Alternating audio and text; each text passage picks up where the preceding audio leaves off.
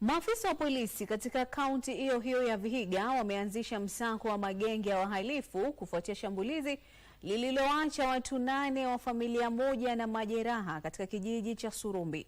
Maafisa husika wanasema shughuli ya kuwasaka wahusika wanaohusishwa na kisa hicho zimeanzishwa huku juhudi za kurejesha usalama zikiboreshwa.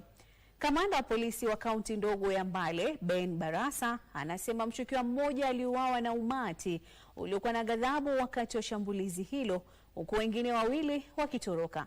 Polisi wameanzisha uchunguzi huku wakionya kuwa yeyote aliyehusika na shughuli za uhalifu atakabiliwa kisheria. Vilevile aliwasihi wakazi kushirikiana na idara za usalama na kutoa ripoti kuhusu washukiwa wa uhalifu. Juzi tarehe 19 kama saa 2 usiku, wananchi wapendwa, wananchi wale tumetangaza vita kwa majambazi, wakatupigia simu, kuna jambazi 3 wameingia Boma ya mtu hiyo area ya Lukaka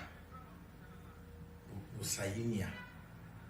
Polisi wakiwa patrol wakarespond, wakakimbia kwa hiyo boma, wakakuta raia wanapikana na hawa jambazi.